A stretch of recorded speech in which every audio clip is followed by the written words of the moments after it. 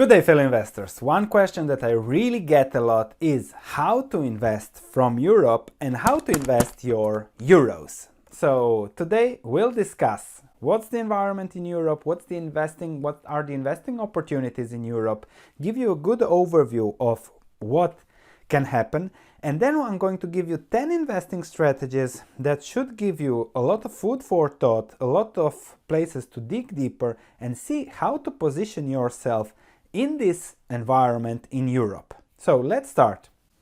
These are the video topics: the European economy, the euro, what can happen in the future, and then 10 investment strategies. Let's start immediately with the economy. There is a simple fundamental formula for what to expect when it comes to economic growth, strength, future potential, whatever. The source, how the economic machine works, from Ray Dalio and Bridgewater. The key to economic growth is productivity, which can be enhanced with debt and then, unfortunately, also slowed down when you have to deleverage. So in their model, Dalio and Bridgewater found pretty good correlations between productivity and debt with future growth, 84% for subsequent 10-year growth. And they have also made an outlook for Europe and their estimate for real future GDP growth, and I have highlighted Europe in the below table. Where is Europe? Oh, I have to go to the end of the table, sorry.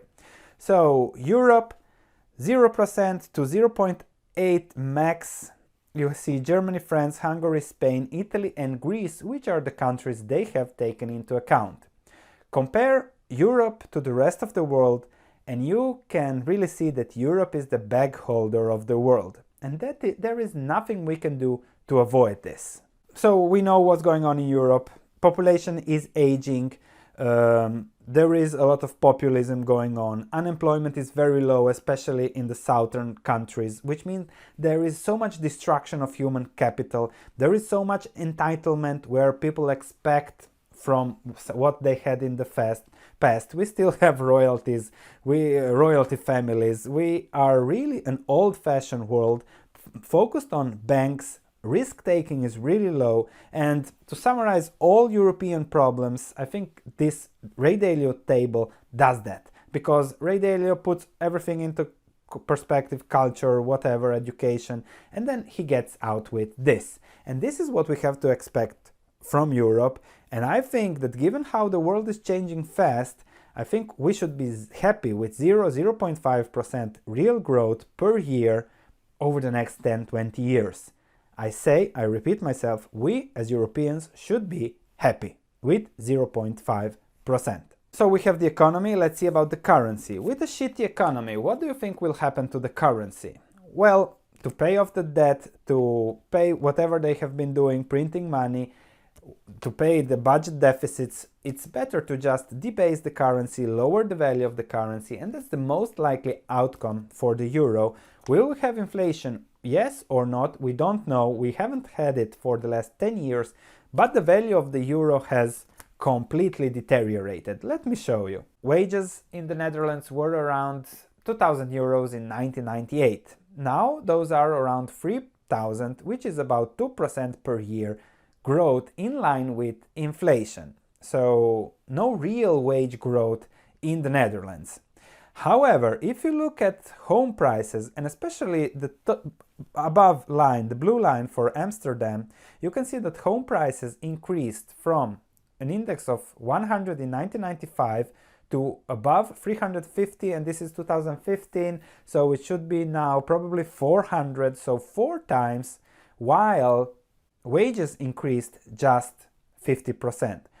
And this is exactly what shows how this is not half the value, this is just 1/4 of the real value, because fixed assets like real estate, especially in sought after areas like Amsterdam, where things are going on, show you what can really happen to economy, what should be happening to the economy, and the other parts show what is unfortunately the decrease in value. So you have this differentiation that shows, okay, this is what should happen, and this is what unfortunately nobody wants to look. When you look at the average is okay, it's not that much, but when you separate the averages, you see, okay, this is normal, and this is unfortunately the very, very bad. So I would say that the value of the euro is 1/4 of what it was 20 years ago. So that's something to keep in mind already, and the situation will be only worse in the future.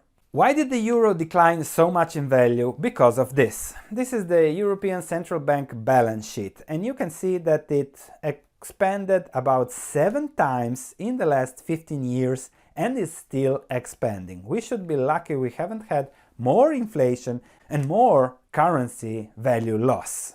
What did the banks do? People are worried now about banks in Italy. 14 billion euros was pumped into Dutch banks after the crisis, 18 billion in Commerzbank in Germany, nationalizing ABN AMRO and SNS Real in the Netherlands, 60 billion in Spanish banks, 63 billion pounds in UK RBS, I think it was. So that happened just 9 years ago or 8 years ago, where banks, everybody, governments were piling in to save the banks. What is different now than it was 9 years ago? Nothing. There is just more money printed out of thin air to save and to keep the situation as is. What will happen in the next shock? Well, of course, we're going to print even more money. The ECB is going to do this. As would Draghi say, we're going to do whatever it takes to preserve the euro. Believe me, it will be enough. So yes, the euro might be preserved, but what will be the value of the euro in relation to fixed assets? Well, we have seen what has been going on in Amsterdam, London, and just check the most sought areas around you in Europe and you will see huge differentiation in price spikes. So on the economy, despite the printing, we see growth of just 2% in Europe and slowing down. So on average, we are 1% when you account for the declines 2013, 2009. So very, very bad situation. And as I said, we can be happy with 0.5% in the future. What is the ECB buying? They are buying, they have a little bit of gold, foreign currency, they are lending to banks, of course, and they are buying securities. They are buying securities to keep interest rates low, because if interest rates in Europe get higher, everybody is in trouble. Now, what can happen in the future? Germany looks good, but with all what it is around and how Germany is dependent on the other economies, also everything is so correlated that the average will unfortunately weigh over the future of Europe, if Europe stays together. So what is my expectation? Expect this, the value of this, to be zero over the next 10-20 years. So don't put your faith into this, because you can see it completely deteriorating. Even when I started this video it was 10, and now it's already 100 for the same piece of paper. You see how that devaluates. So when it comes to Europe, the first message is be personally diversified. What does that mean? Well, nobody knows what will happen, nobody knows what can happen, there are black swans everywhere, something will surprise us in the future. So you have to be diversified to be protected from whatever can happen. Secondly, you are already long Europe. If you live in Europe, if you work in Europe, if your parents work in Europe, if your kids go to school in Europe, if your business is in Europe, if you will get inheritance in Europe, your pension is in Europe, you're already very, very long Europe. So a message is, okay, diversify somewhere else. You are very, very exposed to Europe and long Europe, and the outlook is sluggish. And something else that a lot of people seek, they see, okay, in the bank I can get 0, 0.5, 0.4 or nothing, and then they seek the 2%. Sven, give me some good investments that will give me a 2-3% yield. If the value of this goes to 0, what's the point of the 2%, 3% yield from what looks apparently a safe investment, especially if it is a bank that will be bailed out in 10 years? So forget about safe investments, there aren't such in Europe.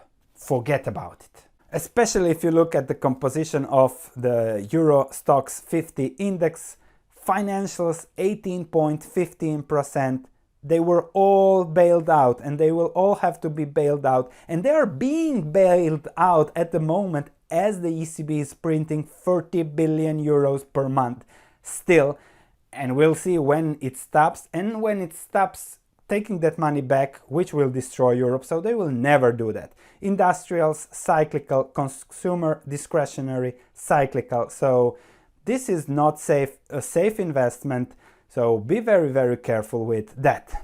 Don't forget about the crazy financials. So you're already long Europe, wish it or not, your pension fund, your whatever, your job. So the only answer is, okay, let's be diversified so that I'm long, but I'm also protected in case something else happens, not like every other European that's just long. Let me give you 10 investment strategies. Number 1. If you can find it, have great real estate. There is in Europe, the world is very, very big. So if you want to really dig deeper, invest in it, or find even stocks, you can find great real estate because those are fixed. So real estate is fixed. If there is some great real estate that can deliver a satisfying return, especially if you can get a fixed interest mortgage, like there are a lot of opportunities in Europe, then you might think, okay, something fixed, something that will deliver value for the long term. So that's one way of thinking and exposing your portfolio. I'm saying diversified, not I'm going to put 40% of my money there and that will be fine. So think about that. Subsequently, number 2, be short the euro. I now have a mortgage, 30 years, fixed interest rate. If inflation comes, which is coming, if the euro goes down, that will be very, very easy to repay. And that's another way to be short the euro. So you are long, okay, job, everything European, living here, but you can be short by having a mortgage if it is in a fixed interest rate, because if and when inflation hits and interest rates go up, you want to have a fixed mortgage rate. Number 3, India, China, Thailand, Vietnam, Indonesia, Malaysia, and let me put this simple for you. Asia population 4.46 billion. If we go back to Dalio's table, look at the top there, India, China, Singapore, Mexico, okay, Thailand, Argentina, Korea, and a lot of countries that he didn't include as they looked only at 12, 20 countries. So diversify here, 4.4 billion people, growing economies. Okay, there is some debt, there will always be issues, but how will this look like in 20 years and how will Europe look like in 20 years? I already said number 4, don't hold diversified European stocks. Hold stocks in Europe, if you must hold in Europe, that have value, that have low debt, that have good forecasts, that have good perspectives, and that are not that much related to governments, to demand from Europe, that are not volatile, perhaps even better if they have global business so that they benefit from the weakness of the euro. So that's something you have to check each portfolio position individually. Number 5, and this is better that my wife doesn't hear this, spend the money. So the money is practically will be worthless. So if you spend it now and buy something of value to you, you might travel, education, honeymoon, whatever. If you spend it, you get value for what it's worth. You can still get a lot far with the euro today. But if it's worthless in the future, you will wish you have spent it in the past. So enjoy your life. That's also an investment strategy. We are all dead in the long term, so we should also thinking sometimes, okay, let's spend it, let's enjoy it, because just accumulating it to protect it from whatever drag it does, it's not such a smart idea. Protection, number 6, there is populism, there is high debt levels, high budget deficits as we are seeing in Italy. So if there will be more printing, more and more money printing, gold, miners, commodities might be again a way to diversify.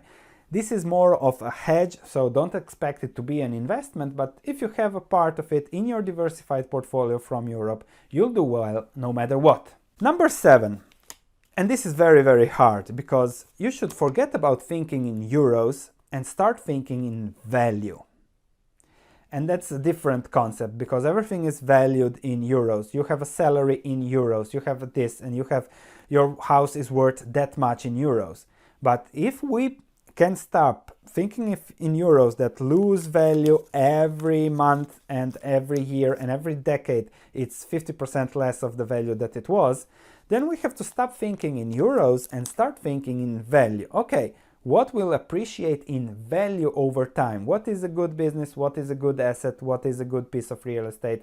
What is a good, I don't know. So really try to think differently, some food for thought. Try to think in value, not in euros, wherever that value might be across the world. Number 8, cryptocurrencies. No, I'm not going to recommend investing in cryptocurrencies, but I'm going to say that if you have 10 investments like this, not buying at when those are hot like cryptocurrencies still are, but buying cryptocurrencies, I don't know, 5 years ago, like many of my friends did, or 4 years ago, and then putting 1-2% of your portfolio in such a crazy investment that might become 50 bagger, 100 bagger. If you lose everything, you lose everything. So that's the message, not cryptocurrencies. Finding investments and investing without fear, 1-2% of the worthless euros in such an investment that might explode, but might also go to zero. However, if you invest in 10-20 of those, and let's say that of the 20, just one explodes and becomes 50 times bigger of the 20%, so you invested 20 times 1% in your portfolio, and just one becomes 50 times bigger, your return is more than 100% on that part of the portfolio. And I'm sure more of the 20 such investments, if you give yourself time, it's a dynamic process, give 10-20 years to do that. So each year you invest 1% in something crazy. That's a diversification strategy that might lead to good things, plus you will learn a lot, plus you will have a lot of fun. Also hedges, buy out of the money options on some overvalued stocks, etc. Number 9, I already mentioned it, diversify, but real diversification. Again, the European stock index, or if you buy the S&P 500, is not diversification. Real diversification is really diversified across uncorrelated value. So if you own, I don't know, utility in South America, with, I don't know, a rental apartment in Malaysia, with something in Russia, with a miner in, I don't know, Uzbekistan or something like that, then you are, okay, still correlated. So those are still stocks, but much less correlated than S&P 500 stocks 500. Further, if you own food, commodities, commodity producers, then you are getting less and less diversified hedges, gold hedges, etc.